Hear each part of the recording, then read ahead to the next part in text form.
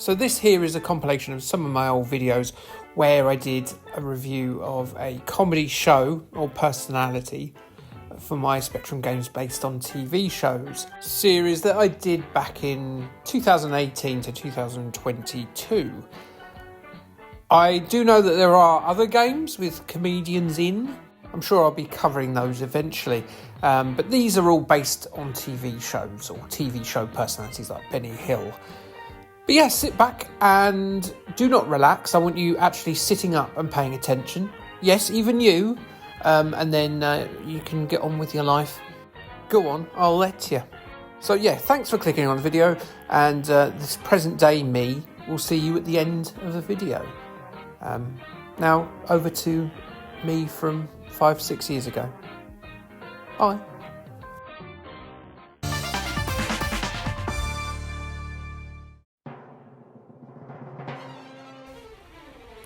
Benny Hill, what a cheeky chappy.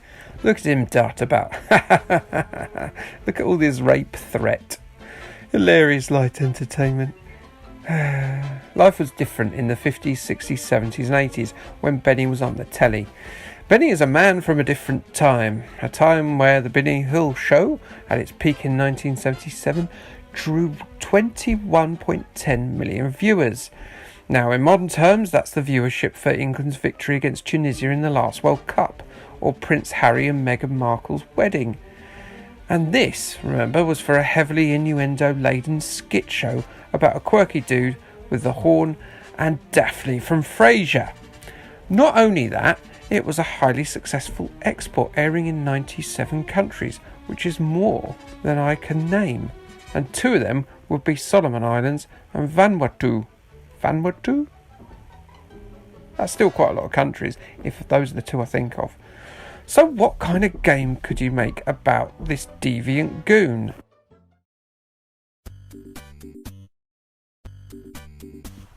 Who would have guessed that it would be a survival horror? It is sort of, although you don't kind of do anything survival horror, but it is scary. The tension you get from being chased by this lady. Imagine like Alien Isolation, but instead of being Ellen Ripley's daughter, you're a late middle-aged sex deviant, and instead of the unfeeling xenomorph alien, your nemesis is a frumpy woman who relentlessly pursues you for stealing her underwear. Terrified yet? No? Well, look at her face. Look at it. Of course, it's not a survival horror, but it certainly has that tension as the justifiably upset woman pursues our creepola protagonist at speed across multiple screens.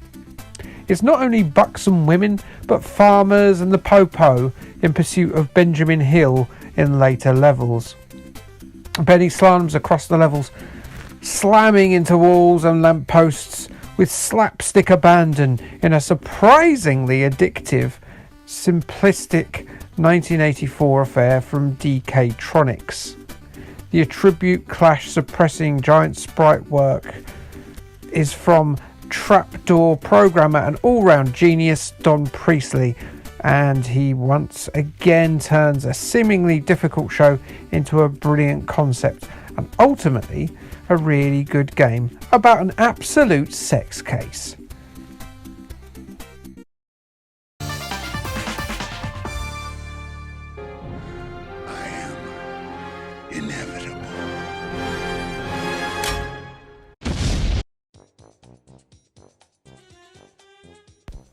Let me make this clear. This ain't living alright. It's the 100th video I've made, so I thought, well, why don't I celebrate by playing a game based on a TV show, my bread and butter of course, that is in direct competition with EastEnders and Superground for the dubious honour of being the absolute drizzling buttwater of drizzling buttwaters. So yes, it's time for Auf Wiedersehen Pet. Good grief. Auf Wiedersehen Pet was a British comedy drama programme about 7 northern British construction workers who travel abroad to find work, with the first series set in Dusseldorf. Written by Likely Lads and Porridge Pensmiths, Dick Clement and Ian Lafranes, the show ran from 1983 to 1986 on ITV, with a revival series shown on BBC One in the early aughts. It starred old Crocodile Shoes himself, Jimmy Nail, of which there ain't no doubt. Do you understand that? If you do, you've listened to some of Jimmy Nail's music and I'm very sorry. Along with him, there was Inspector Morse's sidekick, Kevin Whately, Indiana Jones' favourite murder victim, Pat Roach, and Tim Healy, the father of 1975's frontman Matthew Healy. And let's not forget, of course, schlubby Peter Pettigrew himself, Timothy Spall. Auf Wiedersehen Pet was, of course, a ratings hit, but it's hardly a good basis for a video game, is it? It was, after all, just a gang of northern builders getting drunk on German beer and falling out with each other in a European country. How could Tynesoft make a decent game out of that? Well, much like Supergran, they didn't make a decent game out of it. It might be a good idea to refer to the previous placeholder of the worst TV Spectrum game adaptation first, that being EastEnders, just to get an idea of the sort of sewage water depths we're wading through here. There's a link there, and no doubt I'll put one at the end. So, Auf Wiedersehen Pet. Auf Wiedersehen Pet is atrocious. Is it as bad as EastEnders? It might be. Visually, it's as bad. Look at it. It's as if the artists phoned in. It's as phoned in as a modern Bruce Willis performance, for heaven's sake. Our hero, Oz the Baldy Geordie, played by Jimmy Nail, is rendered as a tiny, undetailed stickman, and his locations are great plains of block colours. It truly is basic at its most basic. So far, so EastEnders. Gameplay-wise, Auf Wiedersehen Pet is at least easier to decipher than its Albert Square-based counterpart. There are instructions written in a jaunty, suitably Auf Wiedersehen Pet style to assist you. And these instructions are probably the best aspect of the game. And that really is faint praise indeed, but you don't really need them anyway. The 3 mini-games are fairly straightforward, and the only controls on each are up, down, left and right. The first level finds Oz late for his day job, and his foreman Eric the Fuhrer wants him to work extra hard building a wall. Eric appears to be represented by the death mask of a chimpanzee. So let's get onto the wall, and there's a cement meter and there's a large space to fill there. Okay, so it looks like a more interactive advanced lawnmower simulator. Wow, what an inspiration. So let's fill the screen. Be careful not to brick up the clone chimp masks and avoid those trowels that are falling. Honestly, health and safety standards on this building site are low tier at best. And also, don't fall off more than 1 brick height because, well, poor old Jimmy Nail will do himself a cropper. And that will be your case of death. And it's not because it's tricky to work out what's happening. You will fall off of the wall. Look at it. It's not hard to work out what you have to do. What it is because the controls work when they want to. This here is the aspect of the game where the game fails the most. In every single one of the mini-games that represent this title, the controls are the same, woolly and unresponsive. It is absolutely infuriating. But don't worry, the controls won't preclude you from seeing the later levels. Win or lose, you move on to the second level regardless. If you fall off of the wall, you'll be watching the second level very slowly draw in, even if your total playtime consisted of less than half a second. However, if you want Oz to succeed and have a good day at work, don't worry, that's easily fixable. It's fairly straightforward. Just look for a gap in between the chimp masks and the trowels and just build straight up. That's all you have to do. You see, it's not about how good a job Oz does, it's about just getting it done and then going home. This level truly represents Tynesoft's work ethic during the making of this game. Level 2, and it's time to explore the nightlife of Dusseldorf as Oz half-inches beer steins from the local hostelry. It's like a hop-fueled snake on the old Nokias, with Oz ducking between the tables and the magically appearing barmaids who seem a little underemployed due to a lack of patrons on this one particular night.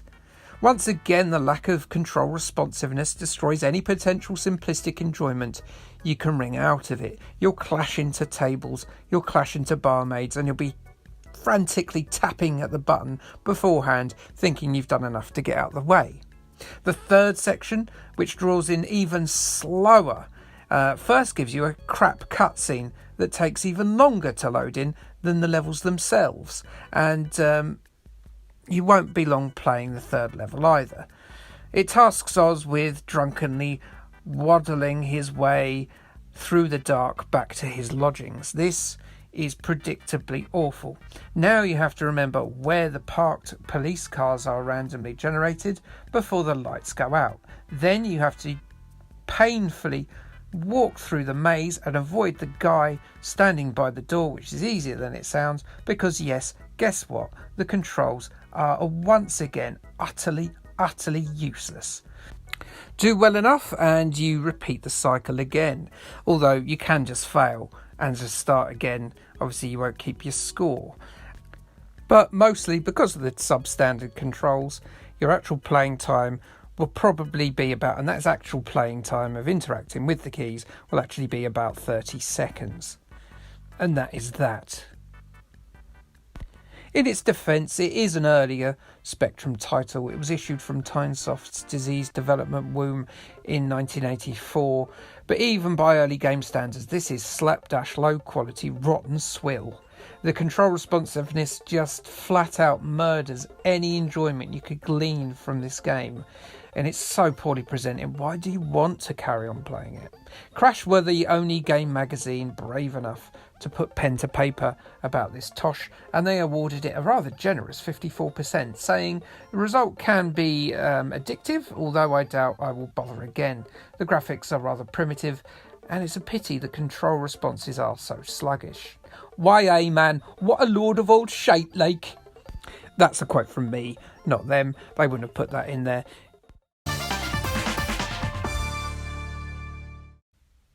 The Diary of Jay's Manchild, age 43, a little bit.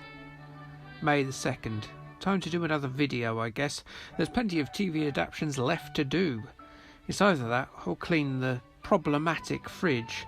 I've left that problem perhaps a little bit too long. May 3rd. Found 2 games based on Adrian Mole, the early 80s adolescent bag of angst who kept a toe-curlingly cringy diary. I'm absolutely stunned such a thing exists as these 2 games. It's a pair of text adventures, which is the perfect format for such a thing, really. An Adrian Mole flight simulator almost certainly wouldn't work, though a one-on-one fighter might if you took on National Front bully Barry Kent. Except, of course, Adrian the wimp would always lose. In other news, my fridge has started to hum. And I'm not talking about in an electronic way either. And I'm not even talking about the smell. The smell's been there for ages. It started to actually hum like a human humming. It sounds a little bit bored, to be honest. May the 8th. I'd better go and do a bit of research about Adrian Mole, I suppose. I can barely remember ever being a teenager, but I can certainly shamefully recoil at how my own teenage years were mirrored by the erstwhile Leicester-based character's adolescent pretentiousness and overwrought sincerity. Novelist and playwright, now sadly passed, Sue Townsend crafted an excellently amusing depiction of a self-important neurotic teen set against the backdrop of Thatcherite Britain. Adrian fancies himself as a poet with high aspirations despite his dysfunctional working-class family. Adrian was never a popular boy, with just a small group of friends, including his best friend, the punky Nigel, his teen love, the horse-riding middle-class left-wing Pandora Braithwaite, and a grumpy old fellow called Bert Baxter. Adrian Mole's life would continue well into adulthood thanks to the further books and short stories written by Sue Townsend, though with Townsend's death in 2014 we can safely assume we won't be seeing Adrian again. 3 television series were made, with the first 2 concentrating on his teenage years, those being The Secret Diary of Adrian Mole, aged 13 3/4, and The Growing Pains of Adrian Mole. The ITV shows produced by Thames Television featured an excellent Ian Dury theme called Profoundly in Love with Pandora, and starred child actor Gian Sammarco in the title role. He's gone on to do absolutely nothing. He's actually now a nurse. Gian was backed up by fine actors such as Beryl Reid, Julie Walters, Lulu, Stephen Moore and Louise Jameson in the TV show. I better tell you though, the fridge is now starting to make noises that sound like actual words. I gave up putting fresh food in it sometime last year. It hasn't even been plugged in for some time. May the 10th. I've been playing the games from the Adrian Mole series, trying to forget and ignore that the fridge is growling. The pair of games, they were developed by Level 9, with the first being published by Mosaic Games in 1986 and the second by Virgin Games in 1987. The games are extremely similar in design, and so rather than talk about them separately, it makes more sense just to talk about them as one entity. Both are very sparse in their presentation, which, as they're essentially text adventures, is absolutely par for the course. You get a black screen with some text on it, a small illustration depicting an item or place mentioned in the prose, and then a series of options. This is where they differ from a standard text adventure. You're presented with a social issue that, in particular Adrian Mole's style, the Burke has completely overblown, and you must select from a series of numbered solutions that Adrian will then try to use to resolve his issue. In many ways, it's less of a text adventure and more of a visually primitive version of one of those Telltale games of the 2010s, like The Walking Dead or Wolf Among Us. Actually, if I'm being honest, it's quite akin to the old Ian Livingstone Final Fantasy books, but instead of deciding whether you want to venture across a goblin-filled swamp, you're trying to make a decision on how to treat your acne, or whether to start a petition about the headmaster's Margaret Thatcher painting in his office. The game allows you to access a quick biographical detail on the characters you're interacting with to help you decide on which direction you're going to make with Adrian's decision. The games, or in this case Adrian himself, will give you himself, a score every couple of entries, so you can see how your progress through the troubled adolescence of a Midlands intellectual teen is going.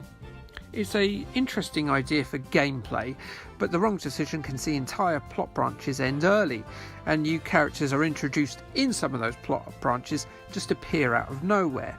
Plus, it's hard to ascertain why you have been given a score at certain times. Prior knowledge of the television shows or the books themselves would help, I think, with your progress, as the storylines are almost exactly accurate to the storylines in the books and the TV show. Townsend's writing is still as awkwardly funny as it's ever been, and there were genuine guffaws coming from my chops at times. Do The Secret Diary and Growing Pains work as computer games in this format? Ish.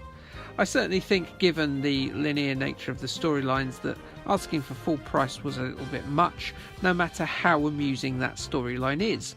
I think that perhaps Yes Prime Minister, a similarly mirthsome companion piece to a television comedy, did it far better, but even that game's appeal was limited after a couple of playthroughs. That said, I did enjoy playing through Adrian's various traumas. I have fond memories of the books and the series, but I've not really read them since I was about his age, to be honest. Now, you'll have to excuse me, I've got to go and hit the mould tongue back into the jaws of the fridge beast before it makes contact with the cat. May 20th. To distract myself from the noise of the rattling prison that was once called the kitchen just a couple of weeks before, and which I've vowed never to enter ever again, I've decided to read some reviews based on the 2 Adrian Mole games that I played the other week. Crash gave Secret Diary an 86%, saying if you're open-minded about games and are bored with the norm, get this one, Yesterday. They gave Growing Pains an even better 88%, saying the Adrian Mole games are very entertaining as they draw on some great material from the Sue Townsend books. Sinclair User felt the first game is entirely carried by the book's text and that it probably wouldn't work without it. They gave it a 3 out of 5. The same score was given by them to Growing Pains, with a reviewer ruing that the game lacks much sense of involvement. I personally think that if you were a fan of either the books or the television show, that you should boot them up once, just to make yourself grin, and then maybe never play them again. An interesting pair then, but with very little substance. Speaking of substance, if only I'd got rid of the substance in the fridge some time ago. Yeesh.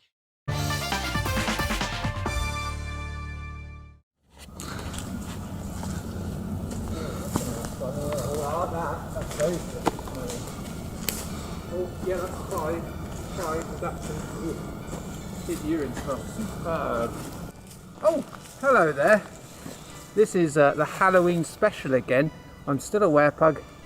My nose is still tiny. I still can't breathe, but I can still get that juicy sweat from the urine of various dogs and weredogs from around the area. Yes, so I guess I better talk about the new video, because if you're a fan, of course, of small YouTube channels and their Halloween specials, you'll remember that we did the Munsters last year. Well, this year we're going to another spooky family, which is the Addams Family. So why don't you watch that video while I carry on huffing Dalmatian piss? Oh, that's delicious! They're creepy and they're kooky, and this is potentially Ocean's last game on the spectrum, the kings of the licensed game. So before we get into the gameplay itself, shall we hear a little bit about how the Addams Family came to be? I think that would be most informative. Yes, it will. The Addams Family originally emerged from their tomb as far back as 1938 in cartoons penned by their namesake Charles Addams, which were sporadically featured in a weekly periodical called The New Yorker. The Addams were depicted as a twisted version of the American Dream, a wealthy family who take great joy in the spooky, with no idea that normal people find them horrendously scary.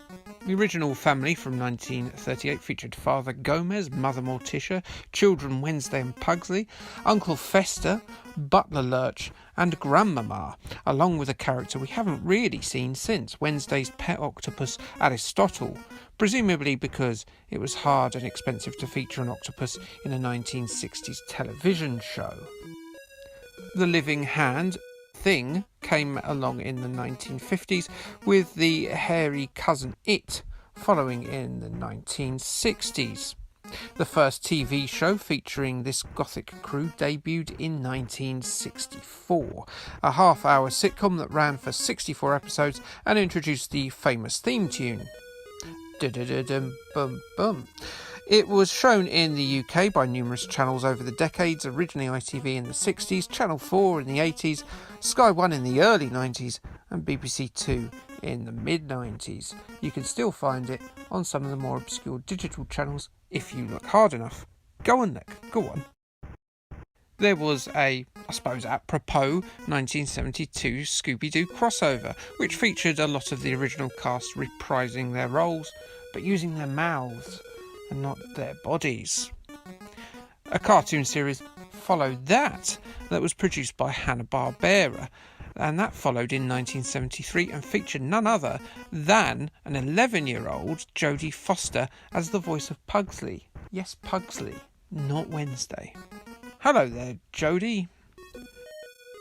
The 1992 movie on which our game here is based was a commercial hit. It starred Angelica Houston, Raul Julia, Christina Ricci and Christopher Lloyd, but it wasn't particularly loved by the critics. And well, screw them, it's a fun enough film. I thought it was pretty good, and without it we wouldn't have had a CG decapitated MC Hammerhead.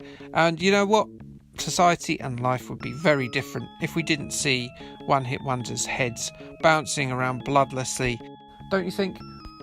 A sequel, known as Addams Family Values, which featured a baby with a moustache called Pubert, got more love off of critics, but not off of cinema goers. Aren't we a fussy bunch?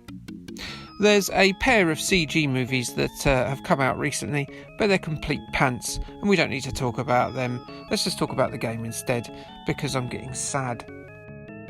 The Addams Family was potentially the last game released by Ocean for the ZX Spectrum, as they kept casting an eye at those slutty looking strumpets Nintendo and Sega and all the riches they've got in their pockets.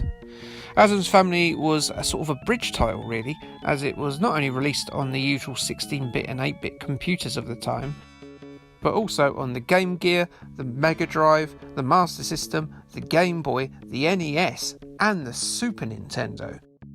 Now, there can't be too many games that came out on both the Super Nintendo and the Spectrum from the same company at the same time, but this is definitely one of them. Coding duties were given to Andrew Deakin and, get this name, Ivan Horn for the Specky version, and it's quite the game. Taking the role of the smooth charmer, family man and chief torturer Gomez, you're tasked with exploring the vast Addams estate in a bid to rescue Lurch, Thing, Pugsley, Grandmama, Wednesday and of course your darling Morticia. The house has been overrun by ghouls and beasties at the behest of Uncle Fester, who at this stage of the story is a right git. Normally, Gomez would have been chuffed to have a visit from such ghouly guests, but if there's one thing that G-Dog loves more than physical pain and the macabre, it's his famalam. It's a good thing Gomez loves pain, because Addams Family on the Spectrum is harder than Demon's Shafts. The difficulty settings here are here to mock you. That's all they're there for, because easy mode is, well, not that. It's not that at all. The flip screen platforming is well put together, but it is also excruciatingly tricky.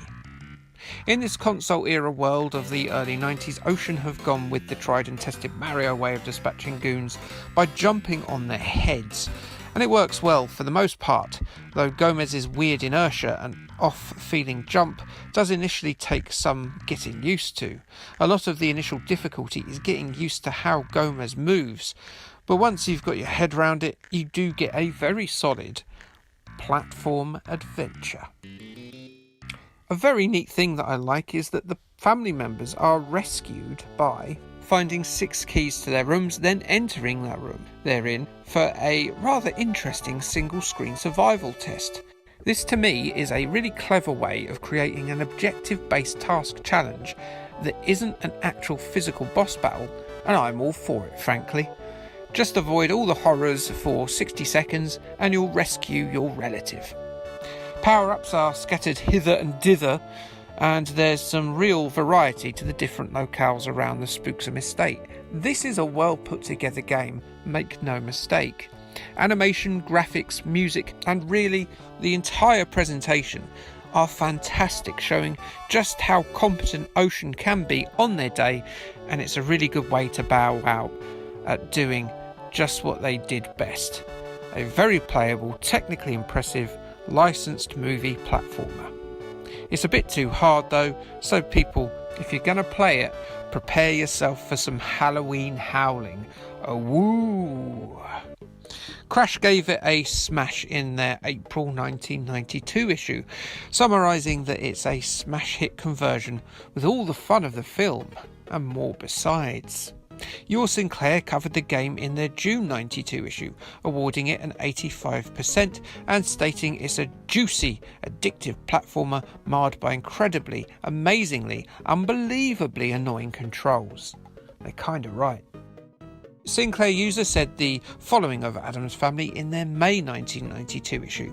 Addams Family is one of the most spectacularly colourful and playable games they'd seen on the Spectrum for a while. They awarded the game their Gold Award along with a score of 92%. So pretty well received all round. And you know what? It probably deserves it. It is a really good game. Oh, that one was a bad one. It must have been Barry the Doberman werewolf. He's addicted to drugs. I'm super high right now. Can someone go and get me some Bonio from Tesco? I've got the munchies really bad. Oh.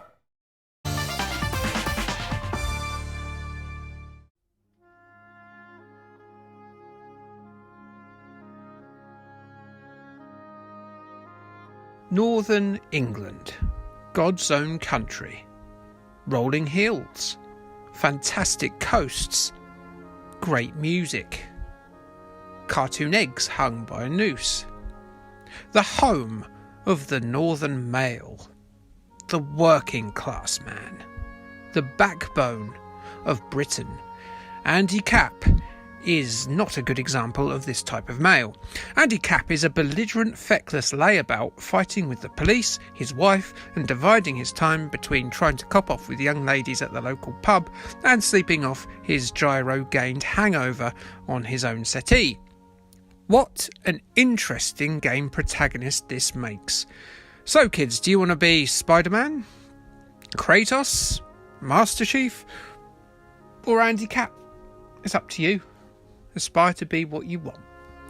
A Daily Mirror comic strip, Andy Capp's slovenly misadventures, started in 1957, written by Reg Smythe.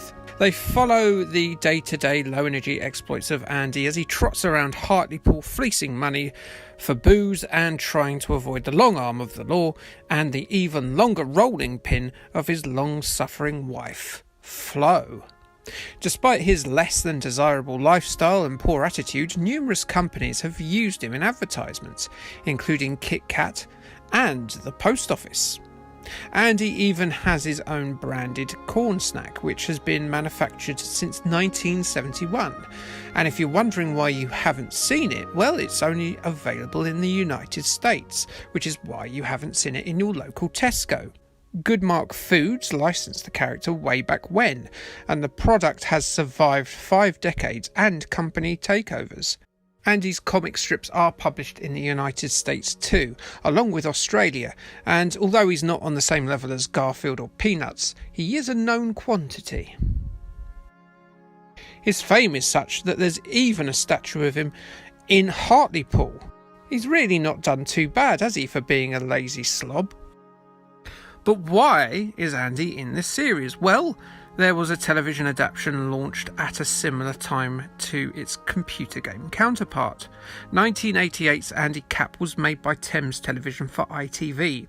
It was a sitcom shot entirely on location without an audience, which at the time was an unusual step. The lead roles of Andy and Flo were taken by Likely Lads star James Bolam and Paula Tilbrook, most famous for her 21-year stint as Betty Eggleton in Emmerdale. Unfortunately, the show was not a success, lasting just one series after low viewership. The computer game was published by, funnily enough, Mirrorsoft, the software arm of Robert Maxwell's media empire. It was released in Europe and North America on the Commodore 64, and just Europe for the Amstrad and the Spectrum, because no one owns an Amstrad or a Spectrum in America or Canada, so there'd be no point. It'd be like selling extension leads on the moon, or sexy Halloween costumes in Afghanistan in 2021. There'd be no point. It was released as Mirrorsoft's big Christmas blockbuster title for 1987 because every kid was clamouring to be an unemployable wife-beater in the late 80s. That's how subjugated we were in the 80s. It was white dog shit and this. The game saw a budget re-release by Alternative Software 2 a couple of years afterwards. The game's story is that Andy is in a spot of bother. He's lost his gyro, his rent book, has less than a tenner in his pocket, and wife Flo wants some money. So Andy has to hit the streets of Hartlepool in an effort to get his life back on track and his bum back on that sofa.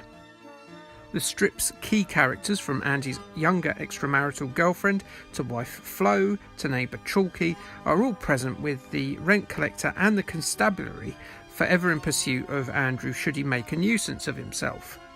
The icons at the bottom of the screen represent the actions Andy can do. The wallet enables Andy to pay for beer, the rent, and of course the Daily Mirror.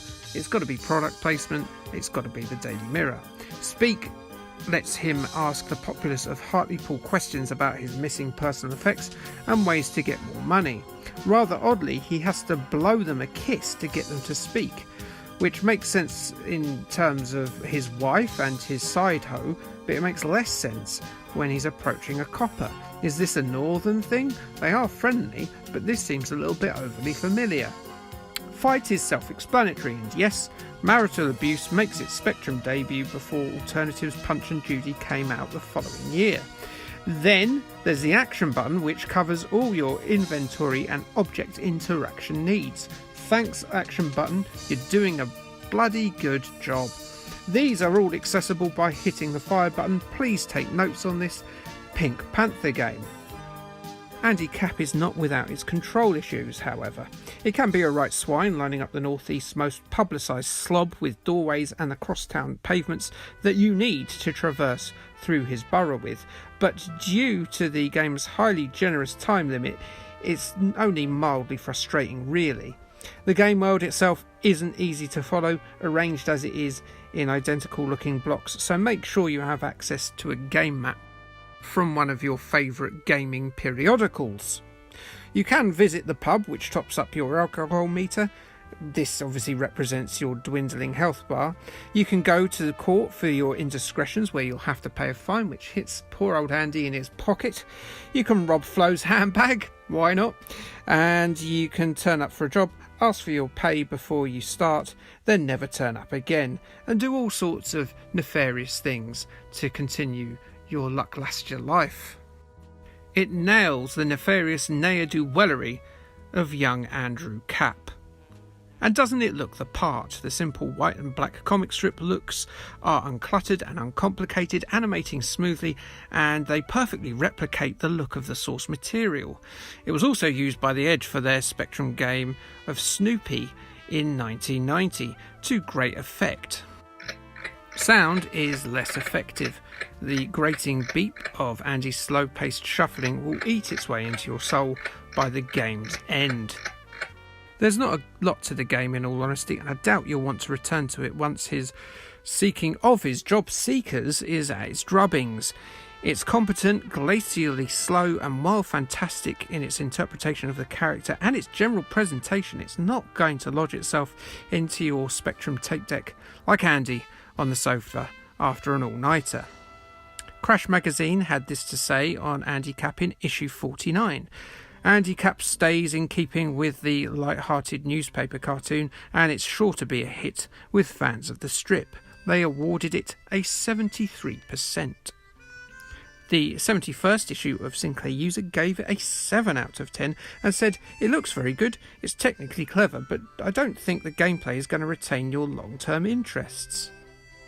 Andy Capp was given an 8 out of 10 in your Sinclair issue 27, and they had this to say in summarisation: "Clever and original arcade adventure that accurately simulates the breathless non-stop adventure of Andy's life. Champion." CMVG's issue 76 gave it a 9 out of 10, and their hit award, they said that they quite enjoyed playing the game. Perhaps it was the slob in them coming out. Perhaps it was.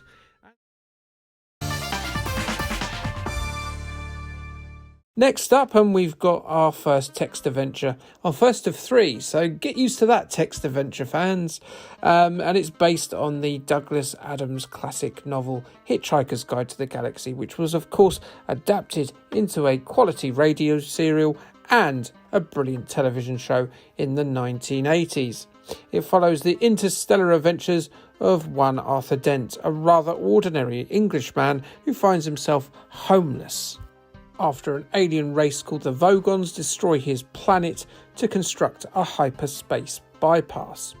The series ran for 6 episodes in early January 1981 and won the Royal Television Society Award of the Most Original Programme of 1981.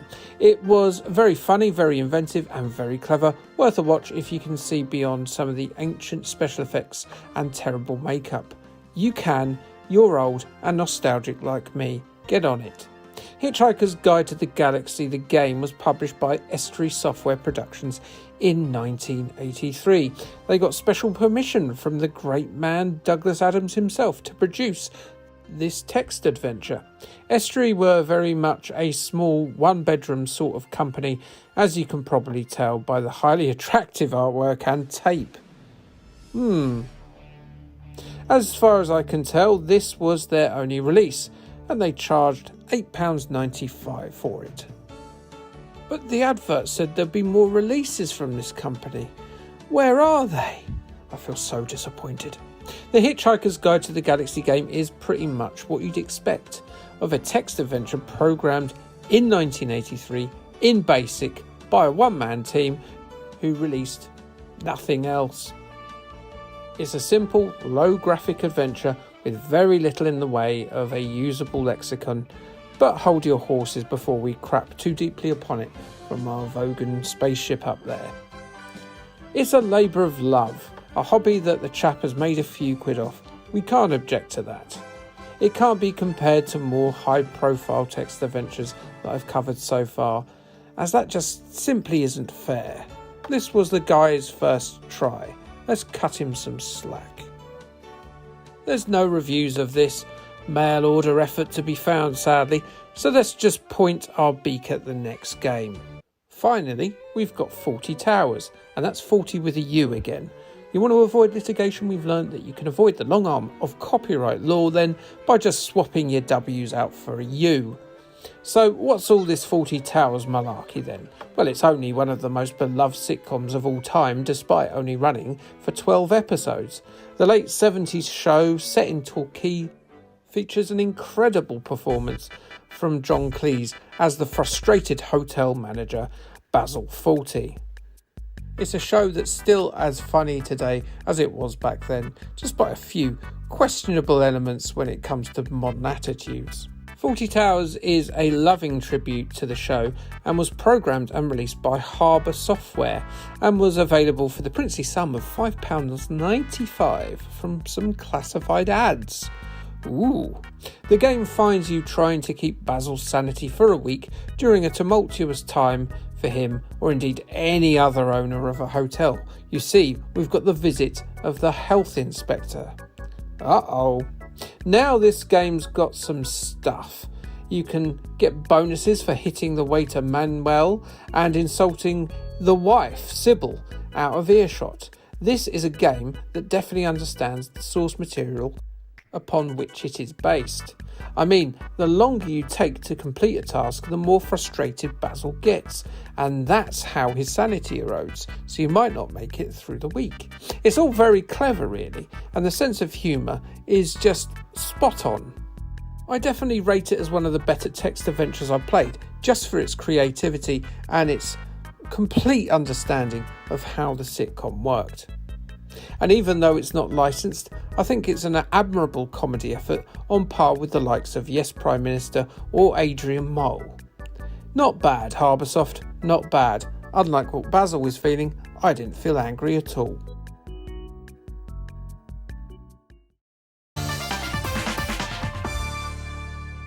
Max Headroom is a difficult thing to explain. He's a fictional AI appearing in multiple TV shows and easily the most 1980s of all 1980s things. And yes, I'm including Radio Rental's Global Hypercolour t-shirts and Sam Fox's Milk issuers in that. Canadian Matt Frewer donned tons of prosthetics and was dumped in a room adorned with spinning neon by the upstart UK Channel 4 in their early days. His job was to link music videos and act as satire on the long-established trope of traditional television hosts. Max would stammer, stutter and glitch throughout all of his appearances. I can sympathise. He improvised and spat out witticisms that would eventually see him attract worldwide attention finally securing him an American television series. The television series in America did well enough that he stayed in the nostalgic consciousness of those over the pond long enough to make a cameo in the Addams Family movie Pixels in 2015. Not only that, his creators, Rocky Morton and Annabelle Jankel, were given the chance to direct the Super Mario Bros. Movie, and well, I should probably leave that there, shouldn't I? Well, if that hasn't got Oscar written all over it, I'll eat my invitation to the award ceremony.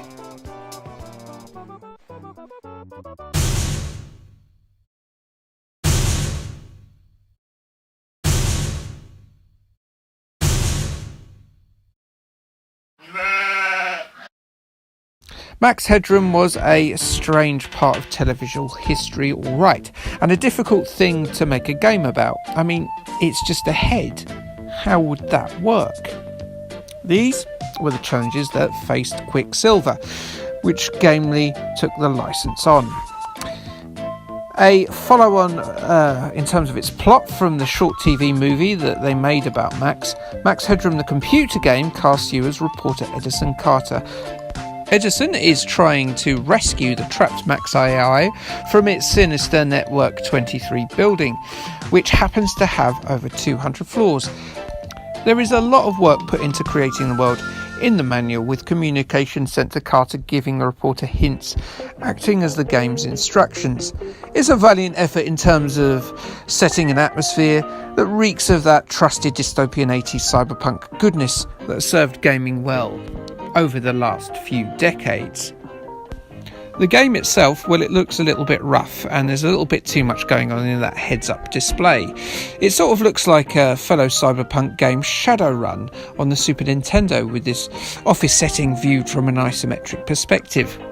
You have to trundle around, opening doors, turning off switches and avoiding numerous goons and wall-mounted machine guns, with the aim, of course, of unlocking the elevator to take you up to the next floor.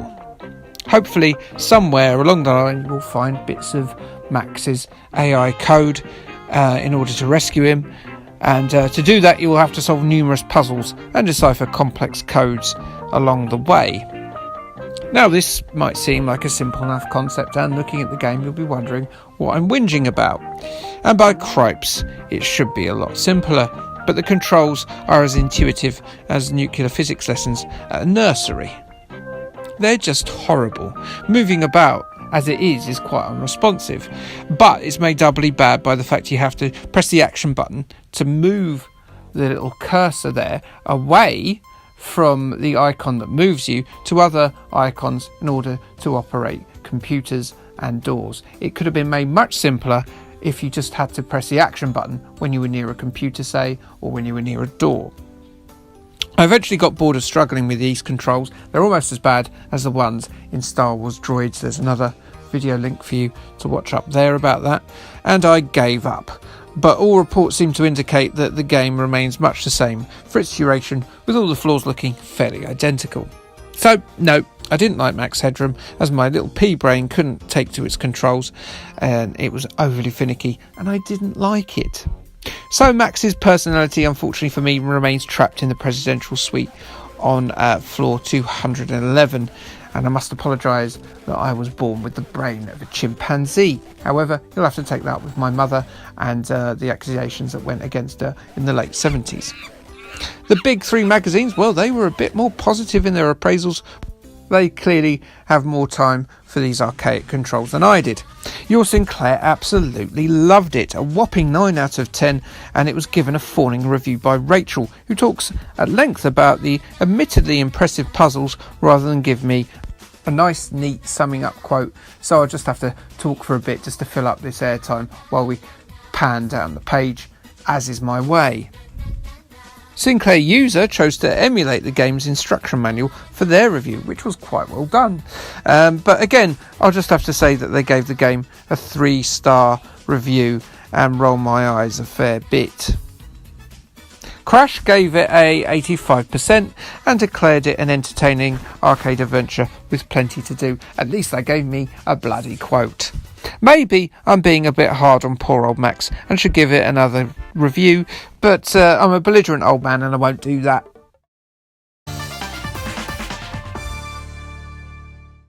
If you want to, I'll change the situation. Right people, right time, just the wrong location. I've got a good idea. Just you keep me near. I'll be so good for you. So reads my Tinder profile. If you're wondering what the location thing is about, I met a really charming, pretty girl at dusk, which I'm sure you'll agree is a wonderfully, beautifully lit time of day. Everything was perfect apart from we were on Mercury's moon Phobos. There wasn't any atmosphere and she was incinerated almost instantly. When your date gets incinerated almost immediately, you know that it's gone pretty badly. Hence the usage of the line, right people, right time, just the wrong location.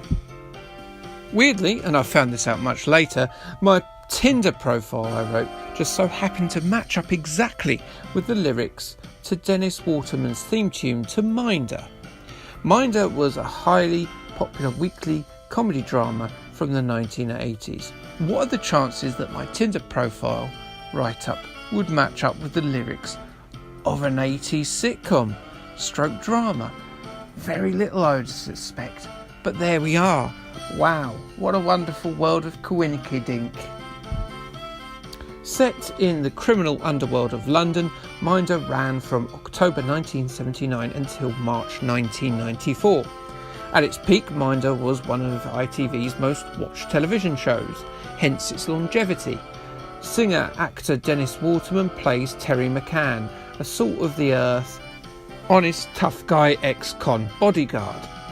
And he acts as a bodyguard for the ambitious yet cowardly and unscrupulous shyster Arthur Daly, played by veteran film actor George Cole. Arthur regularly gets in trouble with all sorts of criminal scropes and ne'er-do-wells with his many shonky and illegal business dealings around the dingiest parts of West London. Minder explored the dysfunctional, codependent relationship between these two principal leads. In many respects, their relationship is similar to that of the main characters of Only Fools and Horses, with wily schemer Del Boy manipulating his younger, dumber assistant and sibling Rodney. It's also one of those shows where you see an actor in a minor role before they were famous and then spend the duration of the show not actually watching it but trawling through IMDb trying to find out who they were. They're usually in a soap opera or like Star Wars or something.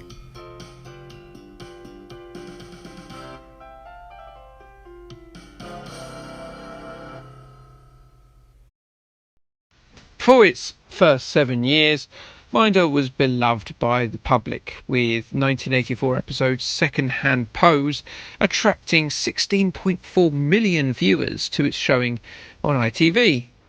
After Series 7, Dennis Waterman left, feeling his character had run its course. And so he was replaced by Arthur's nephew, Ray Daly, played by Gary Webster. And well, it limped on for another 2 series after that, as it wasn't as nearly as popular as when Terry McCann was the hired muscle of Arthur Daly. Channel 5 tried to revive the show with another Daly nephew, Archie, fitting into Arthur's shoes as the shyster, along with new Minder Jamie, and who the hell cares about that? Shane Ritchie starred as Archie, and that's about all anyone could know about it, because none of us watch Channel 5 unless it's for shows like this.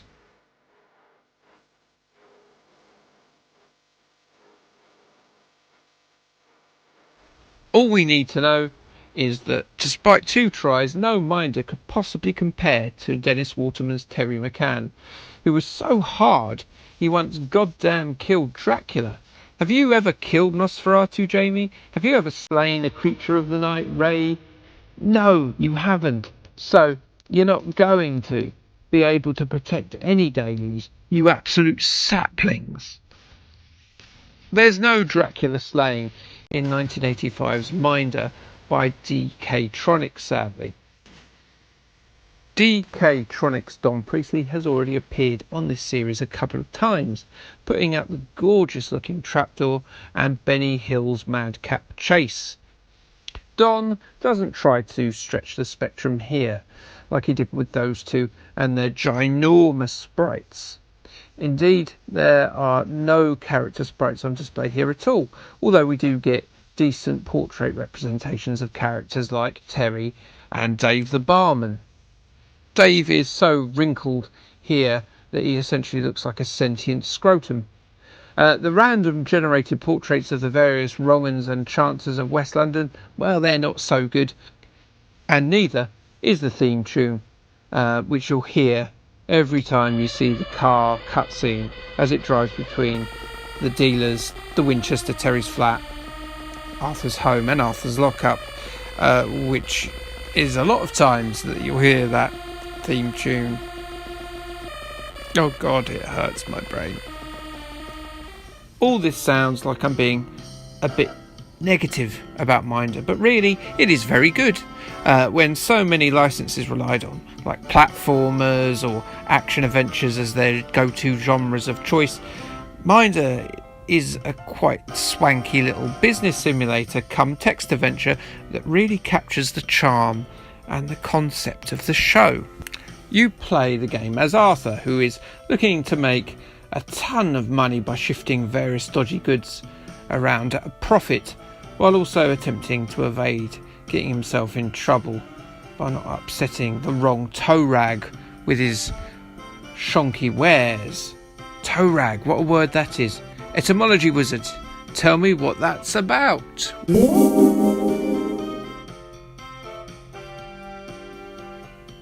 It can be tricky to find the right spiv to buy and sell through, so it's a good idea to ask Dave for tips, and the Winchester is usually filled with all sorts of dodgy folk who may want to buy or sell dubious goods, and Dave may help you escape the attentions of Inspector Chisholm.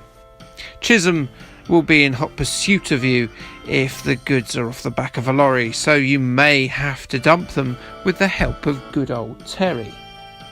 Terry's role is essentially to be a gopher, a gopher. Go for this, go for that, go for burrowing holes, go for eating seeds and things, go for getting eaten by a weasel. Or, in reality, he's not really an actual gopher. He instead delivers and collects items for Arthur's inventory and protects Arthur when he's pissed in some other crafty cockney's jelly deals. Oh, he's minding. That's just like the name of the show. Wow. The game, like many text adventures, can struggle with some inputs, although smartly it does recognise a wee bit of cockney. As soon as you get a hang of both the lexicon and the art of bartering, you'll be away, raking in the sovs, and what a lot of fun that is too. Having said that, there's not a lot of variety beyond the main game, and it could very easily become a bit of a chore to play. Sinclair User gave it a 4-star out of 5 rating and their front cover. Ooh. And Crash thought it was worthy of a mid-70s score, so both magazines pretty much liked Minder. It's innovative and deserves a fair amount of praise, much like most of Don Priestley's products. What a clever chap he was. So play it, kids. And if you want, I've got 15 copies in the lockup on some C90s if you want them. Wow, look, I ended it on a referential joke. Incredible. What a great way to end the episode there, just by finishing it completely and utterly there at the referential joke. I didn't waffle on afterwards, and oh God. Okay, thanks, bye.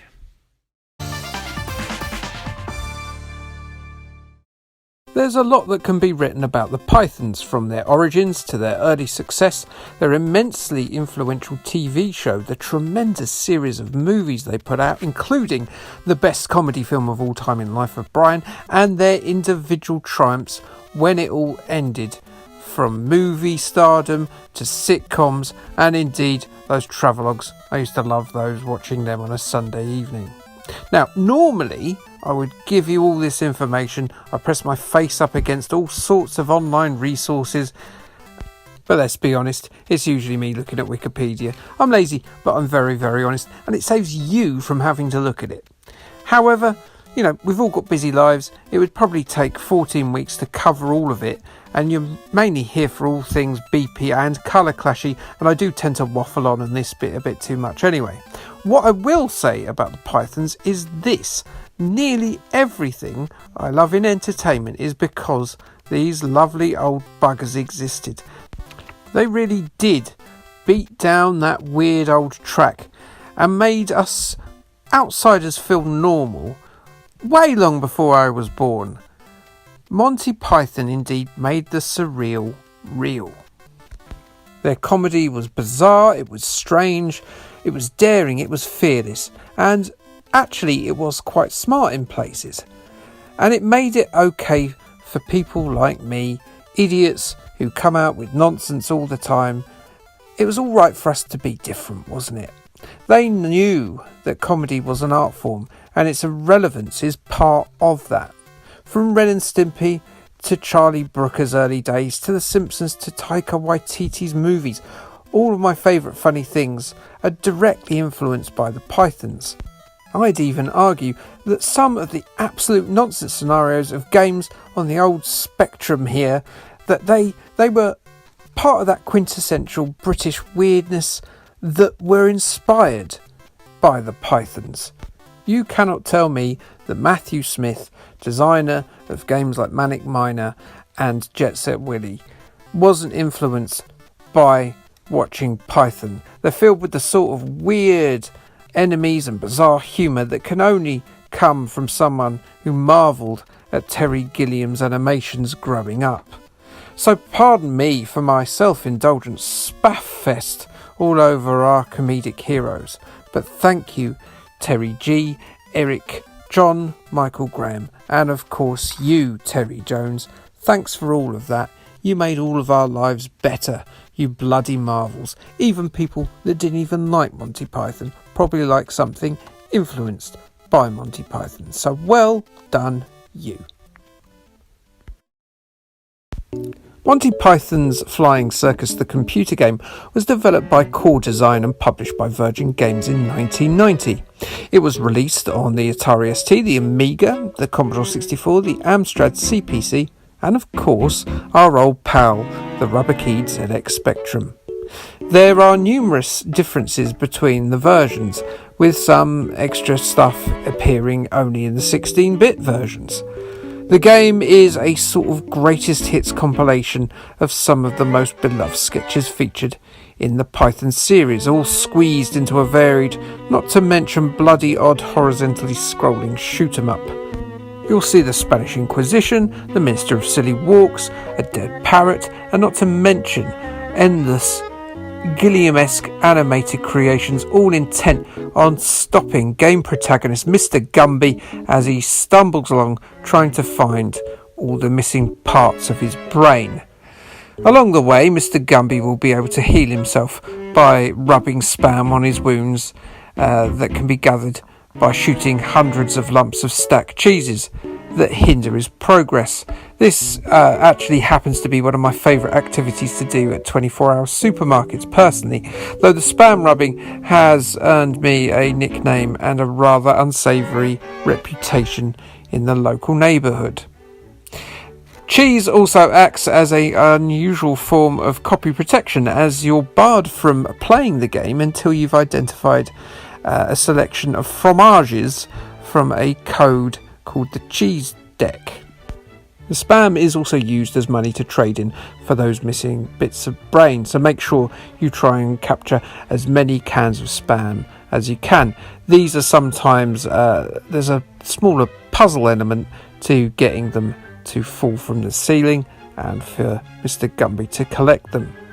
So yes, this game is downright silly, as in, stop that. It's silly. No one likes to laugh more than I do, except for my wife and a few of her friends, and I'm digressing. So yes, it is silly, but is it funny?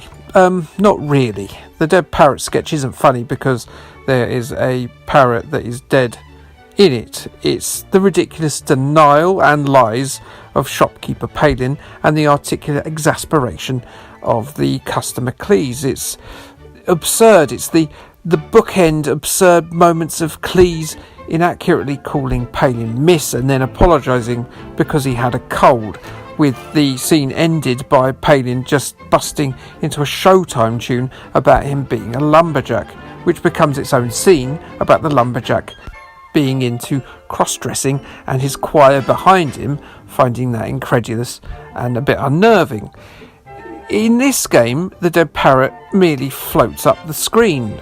That's the joke. It's not funny, is it? It's just odd. And maybe odd's enough, because it's a Spectrum game, and, you know, these quintessentially British Spectrum games are just full of odd things like that. But then that's the Spectrum's limitations. You can't use subtlety or funny facial expressions or sound clips or the likenesses of the stars in a 8-bit computer game on the Spectrum, but you can recreate those unsettling, weird moments of animation by Gilliam, and it is fine and it does work.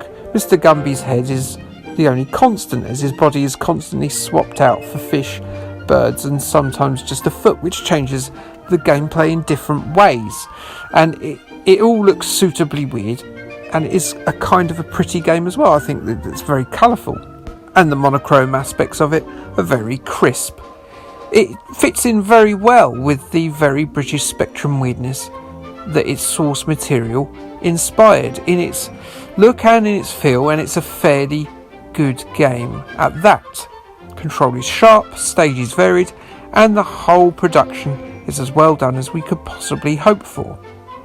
It's playable enough, and the challenge is just about right too. So yes, I do recommend it, even though it's not very funny, because it's a pretty good game. But screw my objectionable taste. I used to put ketchup on my roasts as a kid, much to my mum's angry and quite righteous, when I think about it, chagrin. So let's see what the magazines of the time thought about it. So CMVG, they gave it a 77%, saying it lacked the attraction of some of the sound clips of the 16-bit versions, but it was pretty colourful.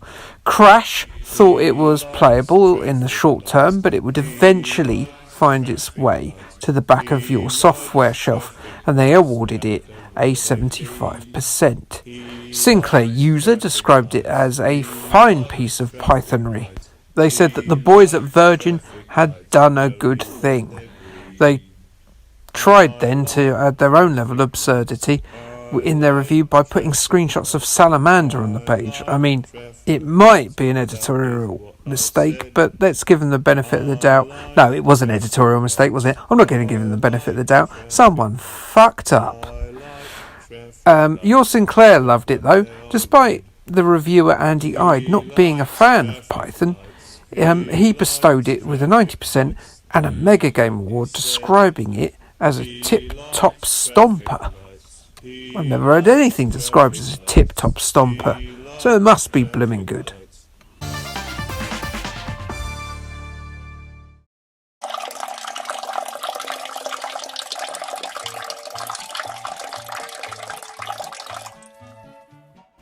Oh, hello. Yes, it is me, Jay's man-child. I've been a werewolf this entire time. Well, I say werewolf, I mean more of a werepug. You know, because the full moon is not out, therefore I'm not a full wolf. Now, my favourite hobbies are, well, they include not being able to breathe because my face is a genetic dead end, should I say. And also, my other favourite hobbies include playing ZX Spectrum games based on television shows, including horror ones, such as The Munsters. Take it away, Human Me. Yes, The Munsters. They were a bit like the Addams Family, and they had their own game, just like the Addams Family. Originally published by Again, the makers of the previously covered Gilbert Escape from Drill, and then later released as a budget title by sister company Alternative Software, who sure are becoming channel favourites, aren't they? You know, what with them putting out Hello, Suburban Commando, Bangers and Mash, Bully Sporting Darts, Trapdoor, the official Father Christmas game, Huxley Pig, the Sooty Games, and others that I've covered and forgotten about, and a whole slew of others that unfortunately I've got to cover in the future because I've committed to doing this TV games thing. Alternative Software, fittingly enough, have provided me with some true horrors over the last couple of years. But let's see what this Munsters was about then. Debuting on CBS in September 1964, The Munsters is an American sitcom following the ghoulish residents of 1313 Mockingbird Lane. All of the family are based on classic Universal-style monsters. Dad Herman is a Frankenstein's monster, Grandpa and Lily are vampires, and young son Eddie is a werewolf with a fantastic hairline. Now, I'm not sure I should be casting aspersions, and I'm not sure how monster genealogy works, but Herman, old boy, if you spot the milkman and he starts barking at cats or starts licking the area around his little rocket during a full moon, then I'd say you need to take a trip to the DNA test lab, and you might also need to consult your lawyer there because the divorce might get quite messy. Lily's niece, Marilyn, an attractive normal young lady, also lives with the clan, with a running gag being that despite her beauty, she is seen by the family as a right old uggo, and she believes it to be true as young men run away when they meet the family.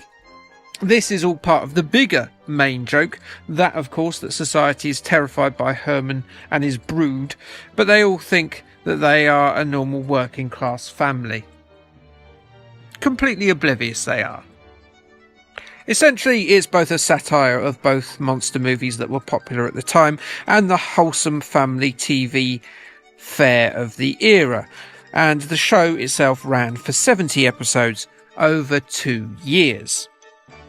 Believe it or not, it actually ran concurrently with the similarly spooky Addams Family, which, yes, did have a Spectrum game, and yes, I will cover it, but probably not until next Halloween if I can extend the Spectrum games based on TV shows for an entire another year, which I probably will do, largely thanks to bloomin' Alternative Software and their endless bleeding licenses. The Munsters was shown in the UK by the BBC in the 60s, but it was later repeated in the mornings in the early 90s by Channel 4, which is why I would imagine we've got this release, trying to extract money from children's pockets. Again, a tactic that undoubtedly works. The Munsters had several TV movies following its cancellation due to declining ratings, but despite these declining ratings, it still enjoyed continued success throughout numerous reruns across the generations. In fact, it had a late 80s remake, or actually follow-on series, called Monsters Today, with a pilot for a cancelled series in 2012 aired, which was called Mockingbird Lane. Of course, it was a bit darker because everything since 2000 has had to be a little bit darker. You know, make things darker. In 2020, things have got so dark that even hope has been removed. Ugh. Moving on to the game, which is why we're all here, the Munsters game, it was released in 1989 on a lengthy list of formats: Amiga, Amstrad, Commodore 64, Atari, MS-DOS and MSX. Wow, that's a full set, and was a side-scrolling action-adventure. The plotline, well, it's serviceable, is that the mysterious wrong and old Nick has decided that the troop need a lesson in ghoulology because they're far too nice, and so has teleported them to a big old castle in the realm of the underworld. Not only that, they've locked away dear old Marilyn because they needed to drop the boring old regular human from the playable lineup. Because, yes, you play as the entire fiendish fraternity, starting with the vampish Lily Munster. You stalk the halls, blasting away at a multitude of randomly appearing ghouls in order to build up your spirit meter. When your spirit meter is maxed out, it's time to grab the item on the ground floor, and then you can dispatch the guardian ghosts, characters who can instantly slaughter our happy-go-lucky Herman and his ungodly unit unless they're pre-equipped with the right levels of magic and magical items. Eventually, Lily will meet up with Herman and the bat-hurling grandpa, who then promptly morphs into one of the aforementioned bin-bagged, arm-pitted mice, and then flies over a bunch of mermen and his old grandson, the Hirsute Jr. Eddie, and goes right through a window, and who knows where he goes? Well, we do know where he goes, but we'll get to that in a minute. Big galoot Herman then just sort of stamps through all the mermen, throwing his fireballs, and then this sequence really, it is incredibly swift and incredibly rushed, with all the family members following around each other for a little bit and then stopping. After Eddie and Herman have kicked around for about another 30 seconds, we suddenly cut to Grandpa, who's decided that he needed to get the family car and a bastard large dragon. And so we switch to a scrolling dragon 'em up. It's not a particularly great sequence, but it breaks it up a wee bit, I suppose, and it's cute watching the scaly beast hoik the geriatric driver out of the way of the werewolf danger that runs towards him. The bouncing suspension when the big lizard drops the car is a neat little touch. It goes on a bit too long maybe, but then we're back in the size 29s of the fatherly lunk, who has located the dungeon and is charged with opening all the doors, which will usually be filled with a gang of gits. Once he's dispatched them, he'll get to a door that will contain young Marilyn, which promptly ends the game, and you get a lazy congratulations message. And presumably then they all drive home. There's no encounter with this mysterious old Nick fella at all, and no sequence where you have to guide the individual family members towards the car that Grandpa has prepared outside. All you get is just Marilyn and Herman staring at each other and that congrats message. And it really did need more than that. The Lily sequence that fronts the game is literally half the game, with Grandpa's driving sequence taking up another quarter. You rarely get any time with a foot-based Grandpa, Herman, and I'm pretty sure Eddie never gets any playtime at all. Developers Techsoft, who would later become Chrysalis Software, handled the Spectrum port, and I'm afraid that the latter half of the game has a Friday afternoon weekend deadline all over it. It's a very rushed and disappointing ending. The Munsters sprites are fairly large and recognisable, but I wouldn't say that the Munsters is that graphically strong. That said, it is monochrome, and that sort of suits the black and white television show original. The 128K version has a nice crunchy bouncy version of the theme tune played over a 20-second loop, which is only mildly irritating after 10 minutes. I only stabbed myself in the leg once with a fork. It is a short game, initially frustrating due to a singular life, but ultimately it's a simple, easily completable average affair, which you might glean a bit of enjoyment from. Maybe, but it certainly shouldn't have been released as a full-price game. It simply hasn't had enough work put into it to deserve that price tag. Reviews were mixed. Crash gave it a 71% and put forward the opinion that while the Munsters is not a bad effort, that more imaginative gameplay could have been devised for such a fascinating license. CMVG were a lot harsher, giving the Spectrum game a 30% and stating that it was not a game they could recommend even to Munsters fans. Sinclair User gave it a 45, and they found it incredibly difficult actually, saying unless you're a fan, it's not worth raising the money to buy it. Get good, Sinclair User, for heaven's sake. Your Sinclair warned that fans of the series will like it for the tie-in, but don't expect anything too special.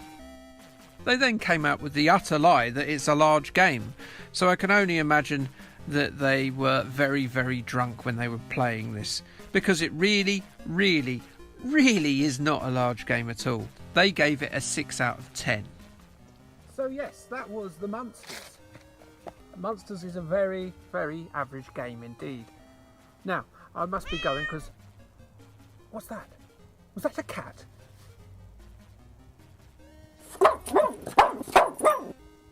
Right, I'm going to get that cat.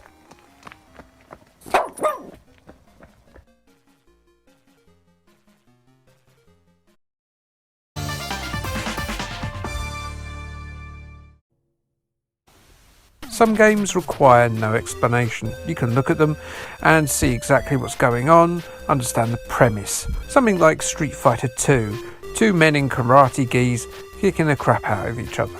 But when you've got a similar type of game, only it's Ronald Reagan dressed as a clown beating up the Ayatollah Khomeini, then you need a bit more of an explanation. And that's what this video is about, strangely enough. So, shall we get into the nitty and the gritty and the gritty and the nitty? Yes.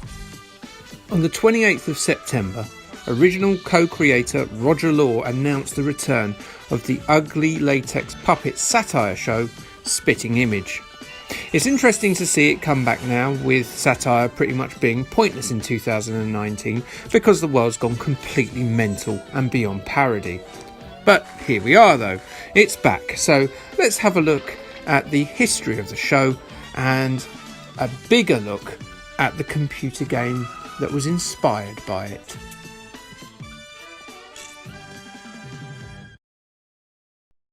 Spitting Image was created by Peter Fluck, Roger Law and Martin Lambinean in 1984. Controversial but nearly always hilarious, Spitting Image ran for 12 years and swung around its parody hammer at anyone vaguely famous, be they sports stars, celebrities, the royal family, world leaders and of course every major British politician of the time. The caricatures were horrendous, so ugly that if they were real, children would cry instantly at seeing them, and even the mangiest of feral dogs wouldn't eat food directly from their hands.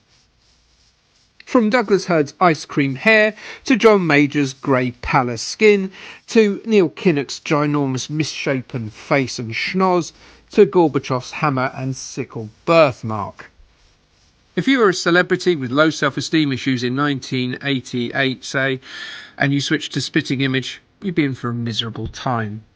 But it would certainly be a good time for those of the general populace who switched on in their millions, 15 million to be exact, at its peak.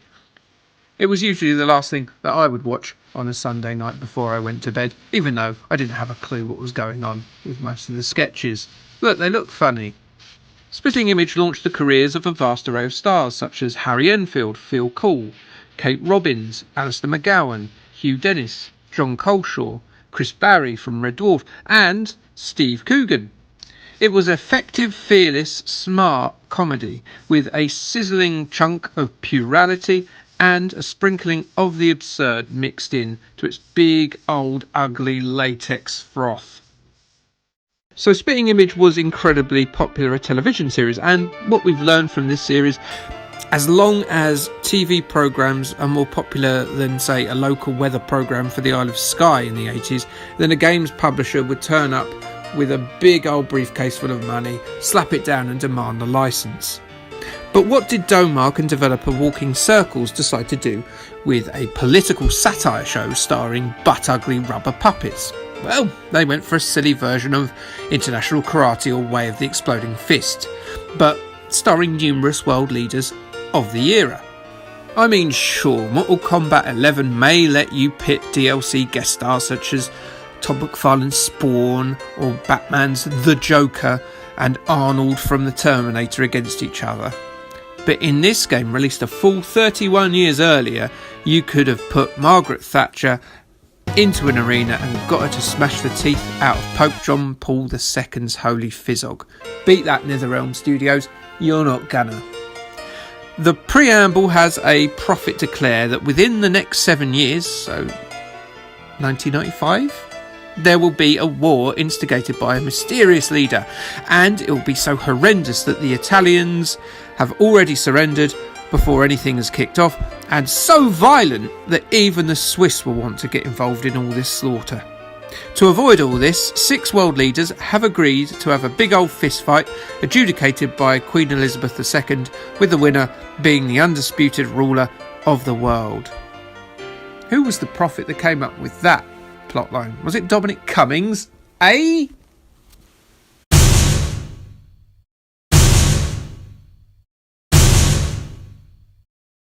The 6 1988 world leaders are Maggie, representing the UK, USA Prez Ronald Reagan, Michael Gorbachev from the USSR, Ayatollah Khomeini from Iran, P.W. Botha from South Africa, and the Pope from Vatican City. Vatican City has a population of about 1,000 people.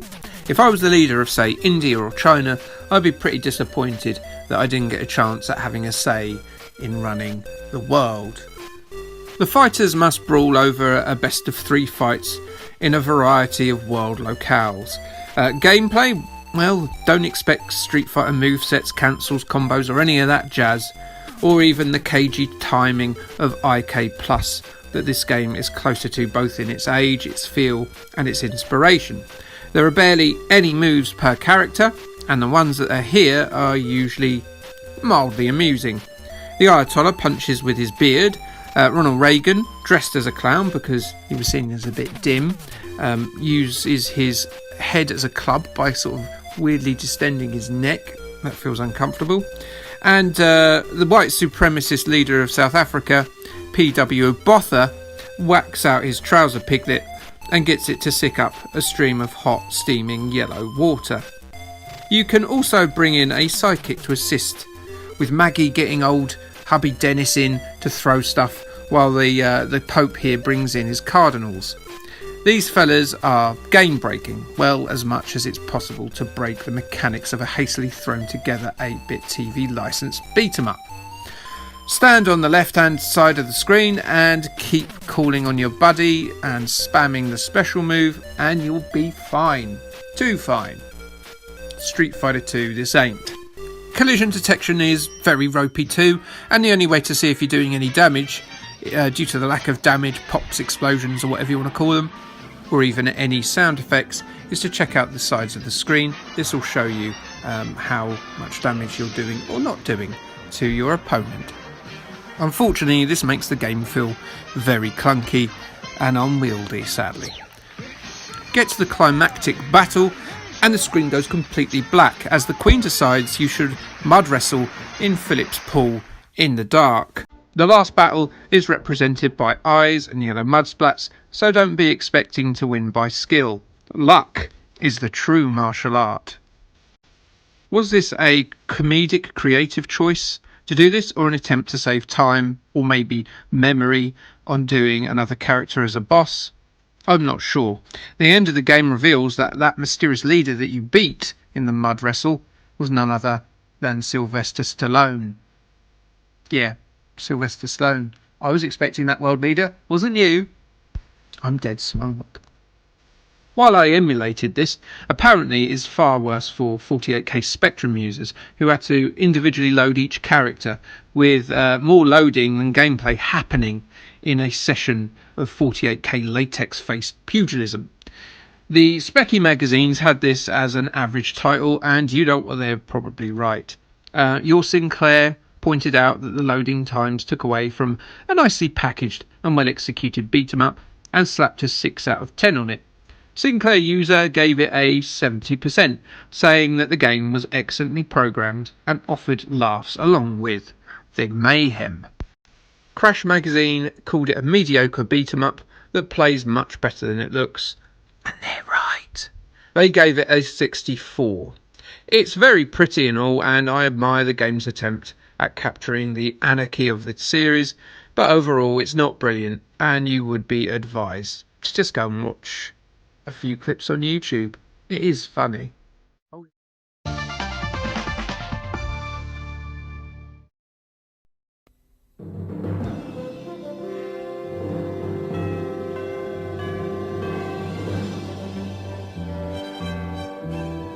Who would be Prime Minister? It's not worth the hassle. I couldn't run a bath, let alone a country. No, it's not for me. I don't care for popularity or power or money. Anyway, like, subscribe and comment. I have to become a great, rich, powerful YouTuber, and my ego is being crushed by my sub 100 stats. See, I can flip-flop in a single sentence. I shouldn't just be Prime Minister. No way. I should be Emperor. Unlimited power. The BBC even had a satirical sitcom based on spin and procedure and things like that of a political nature in the 1980s, and it was called Yes Minister, and it went on to have a sequel called Yes Prime Minister, which obviously meant that series protagonist Jim Hacker did pretty well. It's never revealed whether Hacker is a Labour or Tory Prime Minister. What he constantly tries to do is formulate or enact or effect departmental and widespread policy changes, but he is usually opposed by the British Civil Service, principally his permanent secretary, Sir Humphrey Appleby. The guy who's in the middle of the two of them is a guy called Bernard Woolley, who is the principal private secretary.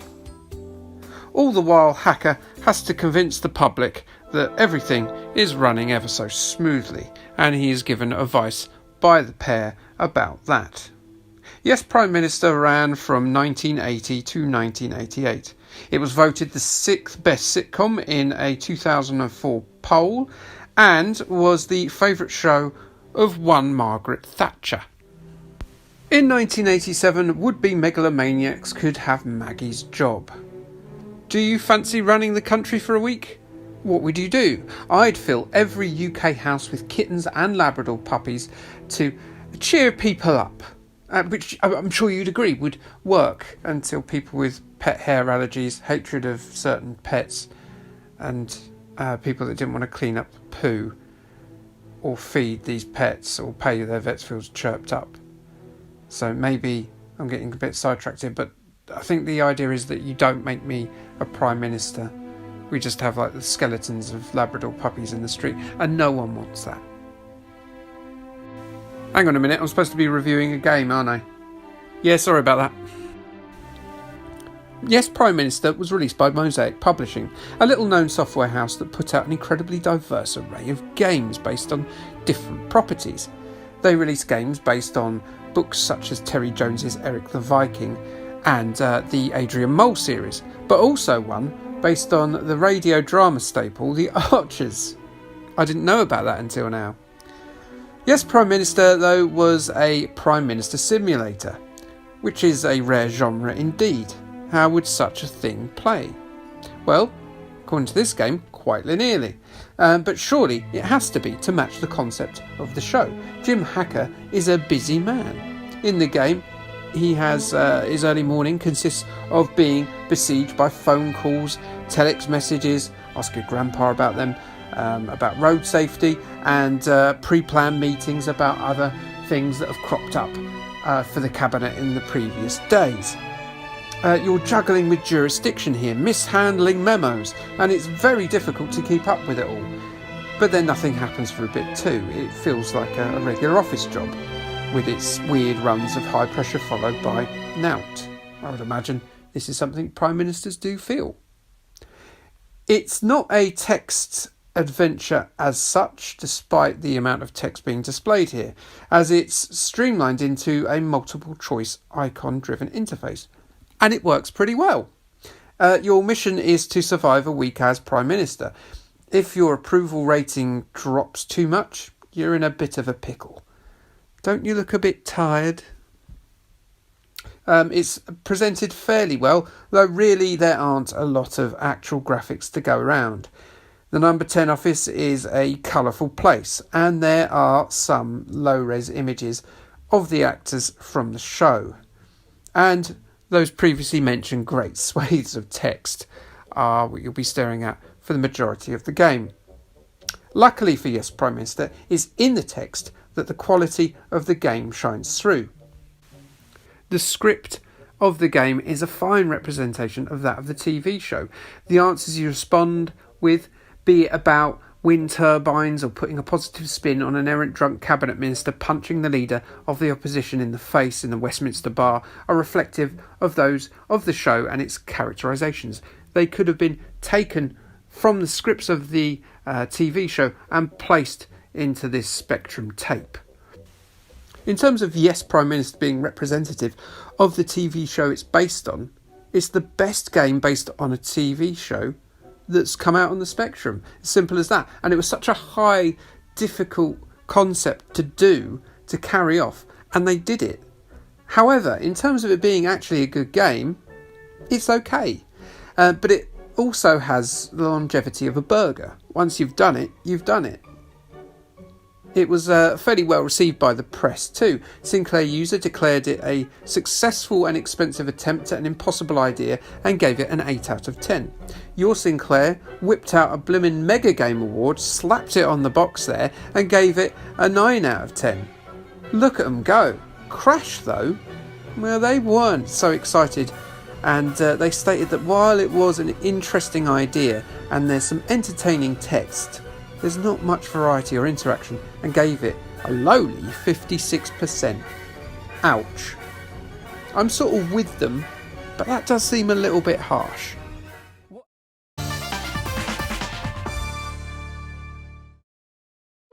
Young people. Yuck, eh?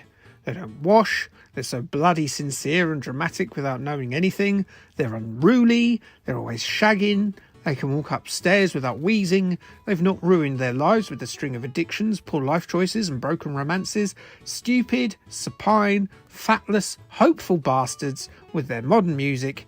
It's not jealousy, alright? At least I'm younger than the young ones in this week's game called The Young Ones. Hell, some of them are even dead, R.I.P. Rick. In fact, Rick wrote The Young Ones along with Ben Elton and Lise Mayer, and it was a breath of sitcom fresh air in a time when charmless crap like Robin's Nest, George and Mildred and That's My Boy ruled the mirthsome roost. The rise of the alternative comic was coming to its apex, and the anarchic surreal comedy, which wasn't afraid to challenge logic of The Young Ones, was the perfect antidote to Last of the Summer Wine and its genteel pondering and its people going downhill on a bath. Don't see you with a computer game, compo.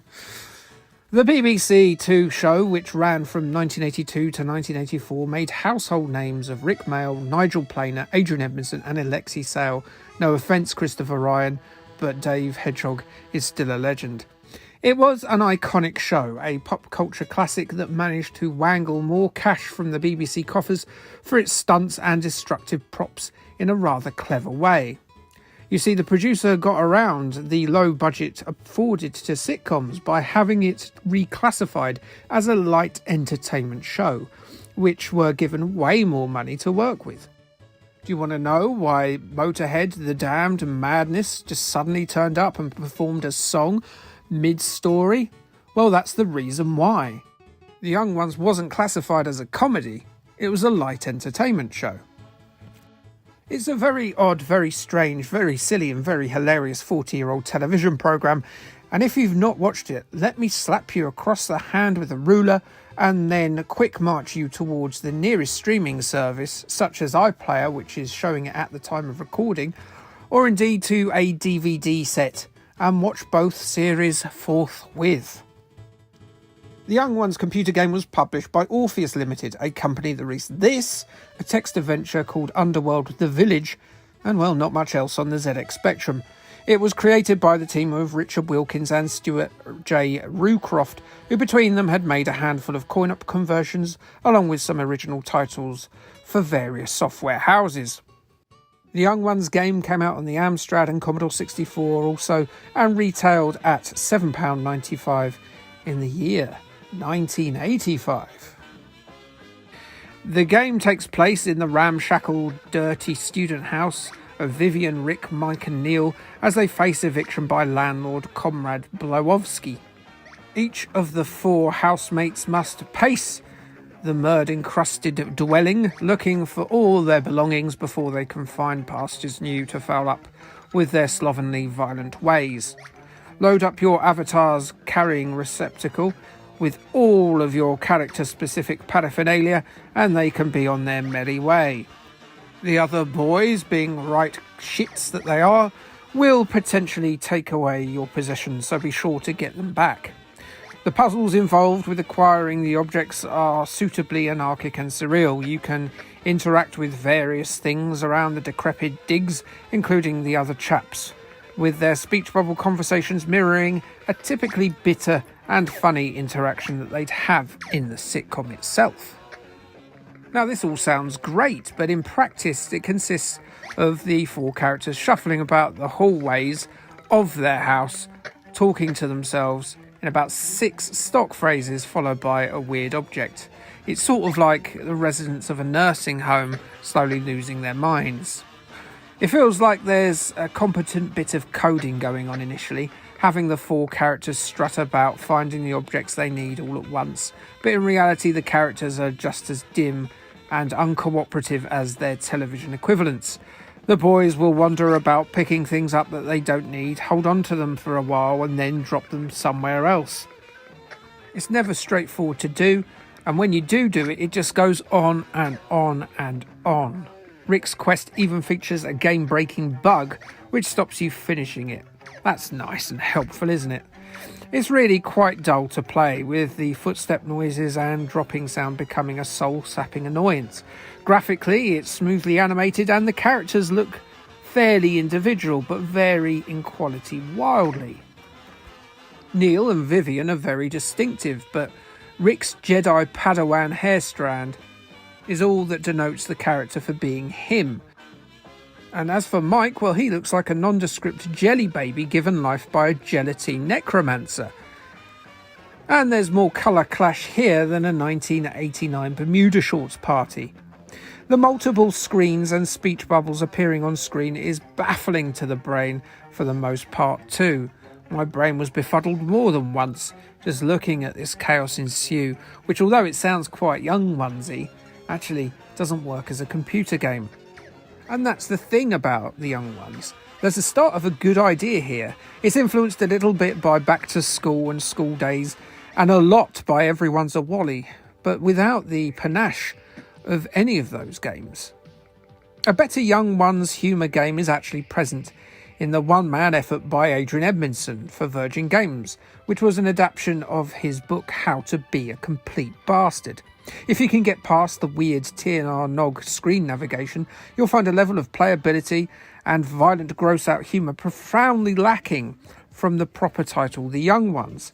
It was free on a cover tape, which is how I think most of us found that game. And for a Young One style experience, that's the game to go for out of the two. Going back to The Young Ones and how it was received by the gaming press at the time, well, it was a bit mixed. Crash, in their issue 29, gave it a 42% and said, "When I played the game properly, I got very bored as there isn't much to it. I can't recommend it." Your Sinclair, in their issue 6, declared that if you're a fan of the series, you'll probably love it, but it wears thin very quickly. They gave it a 7 out of 10. Sinclair users issue 51 found it very average, and they gave it a 3 out of 5. They declared that it had disappointing graphics and is a rather chaotic game. Well, that's pretty sad, isn't it? The game is a shame, and I don't know who to blame, as Rick would write about it in one of his poems. He didn't, and I'm speculating wildly there, but he might have. Alright. Are you still with us? Good-o, good-o. Well, you've made it to the end of the video. That's the end of my little compilation on Spectrum games that were based on comedy shows. Can you think of a comedy from the 80s that could have done with the game? I know we all want to see an SSX version of Last of the Summer Wine, only in, like, wheeled baths instead of snowboards. But can you think of anything else? I wonder if you can. Tell me down below. And if you haven't, like, subscribe, and I'll say K thanks, bye.